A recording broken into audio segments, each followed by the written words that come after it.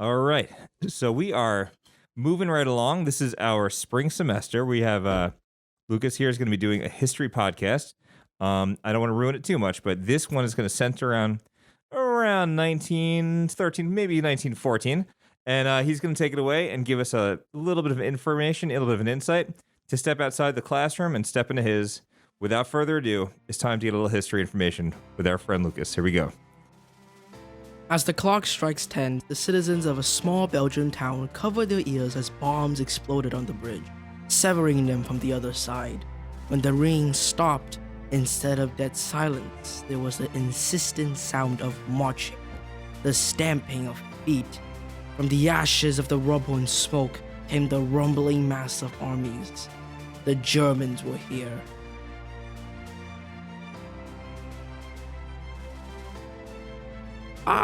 Greetings, fellow traveler. I, Loucas the host, humbly welcome you. Come and join me for episode 001 of the History Archives, where we dwell into the intricate stories of humans long ago.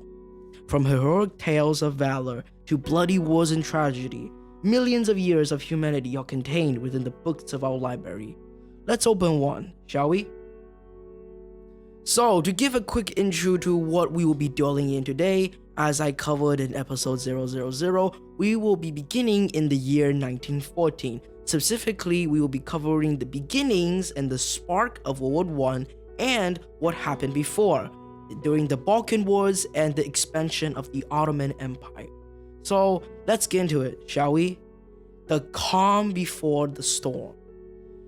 When during 1914 and the years before, so around 1910 to 1914, Europe had amassed itself from a bunch of little tiny micro-states and city-states to a lot of large empires. These empires, fueled by imperialism, often went outside of Europe. For example, the British Empire and the French Empire with colonies in Americas, Africa, and Asia. But today we'll be focusing on two of the more inland empires, countries that did not expand overseas but instead focused on territorial grounds. This includes the very infamous Ottoman Empire and the Austro-Hungarian Empire, or also known as the Dual Monarchy. So, by this time around 1910 to 1914, Europe has been at peace for a relatively long time. The last major war between big powers was during 1871, which was the Franco-Prussian War, where Germany won and annexed Alsace-Lorraine and became the German Empire. So, in this around 40 years of peace, which is relatively rare for Europe, technology has developed a lot. The airplane has been invented, new guns and new battle tactics were all very modern. And additionally, the Industrial Revolution had just begun to form. So everyone now has factories and can produce war equipment if the need ever comes. Now, at the turn of the century, let's focus on an area of Southern Europe that is highly disputed over and will be disputed over for a large chunk of history, the Balkans. The Balkan countries today include Serbia, Greece, and Bosnia and Herzegovina, but if you haven't heard of them, it's fine, we'll cover them later. So all you need to know for now is that right now, the main superpower in this region is the Ottoman Empire, which represents modern-day Turkey, but Turkey did some expansion and now covers most of the Balkans and the Middle East. So this empire is crumbling and weak. It is nicknamed the Old Man of Europe because it has existed since medieval times, and even though right now its powers are being competed by a lot of other Arabic countries, it still retains its hold. However, we have seen notable movements in the past, including the rise of Slavic nationality. So, with the weakening of the Ottoman Empire, we see Slavic states such as Serbia, Montenegro, Bulgaria, and Greece break away from the Ottoman Empire to form their own respective countries. They were able to do this despite being smaller and less powerful with the help of the bigger, stronger Russia. Additionally, these movements were fueled by nationalist uprisings or the deep loyalty to one's ethnicity or country. These Slavic countries got their ideas mainly from the unifications of other countries, including Italy and Germany, who only recently formed together to form one major country. Now, with the Ottoman, as I said before, the Ottoman Empire is very weak. So the nations of Serbia, Montenegro, Bulgaria, and Greece see an opportunity to liberate their continent from the Turkish and Arabic conquerors. So around 1910, the Balkan League is formed. Particularly strong was Bulgaria and Serbia, who were the main players of the war. Seeing the Balkan League form, the Ottoman Empire senses a disturbance. It decides to make sure that they're not, invading them and conquering them. But instead, the Balkan League initiates the attack first and starts the First Balkan War. Turkey, as by now, or the Ottoman Empire, has other problems to deal with due to their massive ethnic diversity. There's a lot of people in their country. So their army isn't able to move fast enough, and the Balkan League is victorious. They are able to quickly encircle and destroy much of the Ottoman forces in Europe, pushing them back all the way to the gates of Constantinople, or Istanbul as it was later renamed. And this means that now the Balkan League has officially liberated the rest of Europe from other conquerors. This quick war leads to the new formation of an Albanian state, and the participants of the war, Serbia, Montenegro, Bulgaria, and Greece, all come out with a big fat chunk of Ottoman land. However, this seemingly good victory on the Slavic side soon turns into greed and jealousy. Bulgaria, which was the strongest of all the four powers, gets unhappy over its share of land, particularly the land of Macedonia. There are a lot of ethnic Bulgarians living in Macedonia, but at the end of the war, it was Serbia who annexed Macedonia. So Bulgaria, angry over its claims, decides to turn its back on its former allies and declare war against them. However, they are soon humiliated in the Second Balkan War by the powers of Serbia, Greece, and Romania, who joined a bit late to the war but crushing the Bulgarians in the north. Through this utter humiliation, Bulgaria now has a very large grudge against the nations of Serbia, Greece, and Romania. But during all this time of war and chaos, what happened specifically was the annexation of Bosnia and Herzegovina. Because as you remember, the Ottoman Empire was in the south, so while the Slavics were dealing with the Ottoman Empire, the Austro-Hungarian Empire to the north was gradually expanding, and they took a very vital piece of land called Bosnia. And in Bosnia, there are a lot of ethnic Serbs. So now Serbia is angry, and Serbia is overconfident since they just beat a large empire, the Ottoman Empire, and they successfully defended themselves against their ally Bulgaria. So they feel like, hey, we've won 2 wars already. We could probably invade Austro-Hungary and win too. So with this idea, a lot of secret alliances are formed, including between Serbia and Russia. And through these secret alliances, a lot of organizations are created, such as the Black Hand, which one day a name named Gavrilo Princip joined.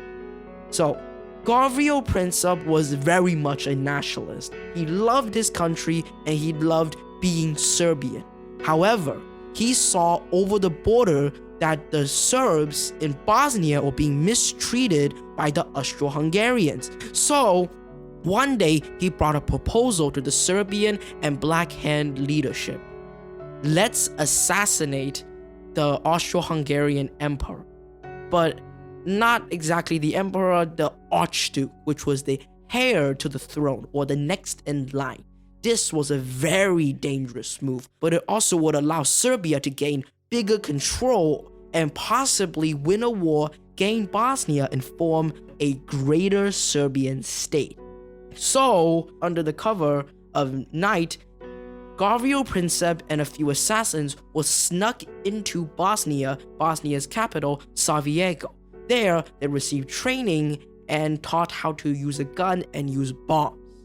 When the day finally arrived that the Archduke arrived at town on a military meeting, there were 4 main assassins. 3 of them were carrying bombs, and the final one was Gavrilo Princip with a gun. Despite proposing the idea, he was not considered an essential part due to his young age and lack of skill. So the 3 other assassins equipped with bombs were given the task to kill the Archduke. As the Archduke drove through the town center, 2 of the previous assassins freaked out and were unable to throw their bombs. However, the 3rd assassin gathered up his courage and threw the bomb at the Archduke's car. However, the bomb soon bounced off the car's backtop and landed behind the Archduke, exploding a few meters behind where the Archduke was sitting, injuring a few political officials. This preceded assassination was seen as a failure, and the remaining assassins retreated into Sarajevo. However, in the chaos, the Archduke, instead of returning to safety, decided to visit the injured at a hospital. With one wrong turn, the car ended up right in front of Gavrilo Princip, who was coincidentally dining at a bar. Seeing the Archduke stop right in front of him, he took out his pistol and fired 2 shots. Bang, bang. The first bullet goes through the Archduke's wife, Sophia, dies in his husband's lap. The Archduke, Franz Ferdinand, is shot and dies a few hours later. The Emperor, the Archduke, and his wife has officially been assassinated. From there on, as you can probably guess, Austro-Hungary is furious. They are extremely angry over the killing of their next in line, and now they give Serbia an insane proposition. They want to compensate for the assassination. They want Serbia to disband all anti-Austro-Hungarian organizations, including the Black Hand. They want they want to regulate Serbian government, take part in the justice system, allow police in Serbia, and payment and more. So this was supposed to make Serbia rejected so that Austro-Hungary will have an excuse to declare war. However, the Serbian government, who actually did not approve the assassination, actually accepted the treaty. However, Austro-Hungary declared war on Serbia anyway. This declaration sparked what we call the domino effect. With Austro-Hungarians' declaration of war on Serbia, Russia joined the war against Austro-Hungary on Serbian side. To protect its ally, Germany declares war on Russia to protect Austro-Hungary. And because Russia is allied with France, Germany also declares war on France. This back and forth eventually descended into bringing all of Europe into the war. And this can most likely be summed up by a very famous quote by Sir Edward Grey, British Foreign Secretary. My friend recalls that I remarked on this with the words, "The lamps are going out all over Europe, and we shall not see them lit again in our lifetime." Now with Europe descending into catastrophic warfare, we are beginning to see the sides of war. On one side, we have the Central Powers, which consisted of Germany, Italy, and Austria-Hungary specifically. The Central Powers are given their nickname because they were surrounded by the Entente, which was Britain, France, and Russia. Germany soon realized that it was trapped between hammer and anvil. They were surrounded by France at one side and Russia at the other side. Russia at this time was very scary since it was the largest land power the world had ever seen, and it had an immense military capability. So, in order to combat that, Count Alfred von Schifflin, a German general, came up with the Schifflin Plan. Instead of fighting a two-front war and inevitably losing to Russia, they would instead go through Belgium, which was neutral at the time, to go around the French forts and defenses to flank Paris. After taking care of France, they will focus on Russia and knock it out of the war. This way, they will not have to fight a war on two fronts. The key of the Schifflin Plan was speed, fast, and furious. They needed to overpower France before Russia could invade them. And this plan actually might have worked because at the start of the war, Russia and France were heavily unprepared. And so it went, the German High Command decided to rely on the Schifflin Plan. 48 hours before the invasion, the German High Command sent a telegram to the Belgian government, which said that France was going to invade them to get through Germany. However, the Belgians did not believe them since they had signed an alliance with France. And so, knowing that Germany is trying to trick them, they called the British and the French. The British and the French, being unprepared for the war, asked Belgium to delay the Germans as long as possible to aid time for their troops to mobilize. Belgium, being smaller and very weaker than Germany, knew that it would be crushed. But through their courage, they decided that if they were going to get crushed and destroyed, let them be crushed gloriously. And so began the resistance of Belgium. The Germans were actually very, very surprised, since they did not expect Belgium to fight back. However, though proving some resistance, the Germans still plowed through much of Belgium, capturing cities left and right, Liège, Antwerp, and finally Brussels, the capital. However, the Belgians did considerably slow down the Germans, using their forts and flooding the land with water, slowing down their movement. However, this is where technology comes into play, as the Germans had begun introducing Big Bertha guns. These were large artillery guns that could fire 80-pound shells a mile away, very long distance. And these would decimate Belgian troops. Additionally, atrocities were committed by the Germans all along the way, burning down Belgian cities, terrorizing the public, and not treating the Belgians their right of neutrality. This, however, through their suffering, Britain and France were able to mobilize effectively, and the first major battle between the big powers began at the Battle of Mons. The British Expeditionary Force, with a group of around 75,000 soldiers, met the German army at the town of Mons, at Mons Bridge, fighting against the German army, who had a might of 150,000. The British tried heavily to defend the bridge, but had to give up because the Germans were closing in on it. At the end of the day, there were more than 5,000 dead casualties for Germans and around 1.6 thousand casualties for the British.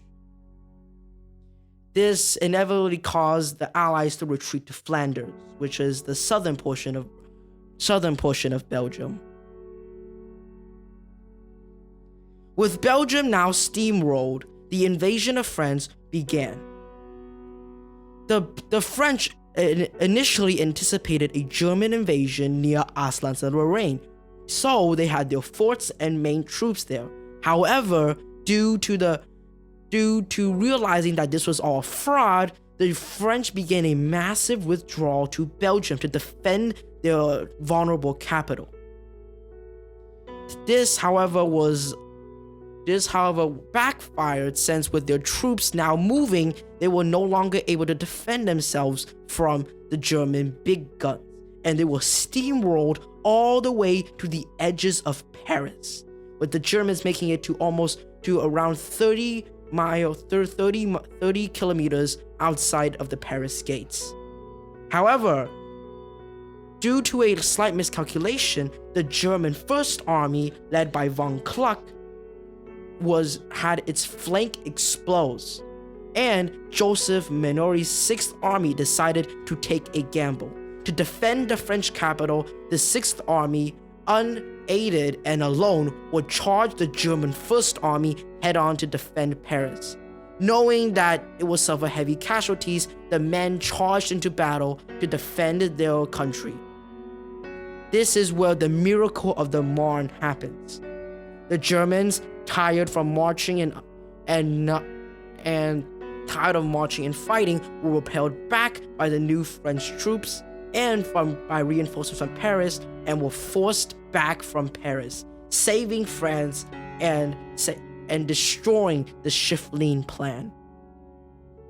However, the retreating Germans quickly settled along the Aisne River, a few miles behind the Marne River, where the miracle of the Marne happened. Additionally, the Germans decided to dig into the ground, into what we call trenches. These trenches allowed the Germans to fire upon the French without exposing themselves. Seeing the Germans do this, the French did the same. This would eventually spark trench warfare that would symbolize World War I. But for now, the trenches were merely holes and long lines, merely holes in the ground, not the sophisticated long lines that we know yet. So, thus began the race to the sea. The Germans, French, and British quickly decided to build trenches, trying to outflank each other all the way to the sea. And by the end, they had a trench line expanded from the Swiss border in the Alps to the Atlantic Ocean. However, once they did reach the sea, the Germans were slightly able to gain ahead, and in the last-ditch attempt, the Allies decided to hold out at the small Flanders town of Ypres. There, 600,000 Germans met 420,000 Allied troops, and one of the bloodiest battles in 1914 commenced. And to make matters worse, it started to rain. Mud piled up, bodies mounted, and the armies continued to fight, decimating the city to the ground. When the fighting was only stopped by the onset of winter. By the time the snow had come and the leaves had fell, over 54,000 British soldiers had died, 50,000 French soldiers, 20,000 Belgian soldiers, and 130,000 German casualties. All in all, more than 250,000 soldiers were injured or killed at the Battle of Ypres, marking one of the deadliest days in European history. With the Western Front now at a stalemate due to the trenches, the Germans were woefully unprepared for the Russian offensive. Russia, who had mobilized quickly, had caught the Germans off surprise and began to invade into Eastern Prussia and invading Austria-Hungary through the mountains. This caused the Germans to divert their troops and not be able to push the Allies back. However, the Russian offensive was quickly repelled at the Battle of Tannenberg, where Russian plans being sent out the uncoded were uncovered by German high command, and the Russians were encircled and pushed back across the river, marking the end of any major Russian offensive for 1914. Speaking of the Eastern Front, let's not forget about Serbia. For Serbia, it had to deal with the overwhelming big fat bully, which was Austria-Hungary, who quickly suppressed Serbia and with sheer numbers and took control of Belgrade, the Serbian capital. However, the Austro-Hungarians, being very lacking war experience, were pushed back out of Belgrade by the war-hardened Serbians who had just won 2 Balkan wars. So now we have the French, British, Belgians versus the Germans at the Western Front in their trenches, entrenched and in stalemate, the Russians retreating from the Western Front, and Austria-Hungary losing horribly to Serbia. So, for now, the World War I is still relatively new to everyone. Despite the bloody battles of Tannenberg and Ypres, no one will be able to predict how bloody and disastrous the war really will be. For me, this is where the exciting part really begins, because as we know, the next chapter, which is 1915, we will cover the overview of technology, including zeppelins, airplanes, and the development of the machine gun. And for your viewers out there who don't like gore or bloodiness, it isn't gonna get much better from here. It's only gonna get more deadly and more disastrous. And that finishes our story. What a journey it has been. But for the world, this is only a mere chapter in the book that contains thousands of years of human history. Thank you for joining me today, and I wish you, traveler, that you might stumble your way back to our archives for a drink or another story. Thank you.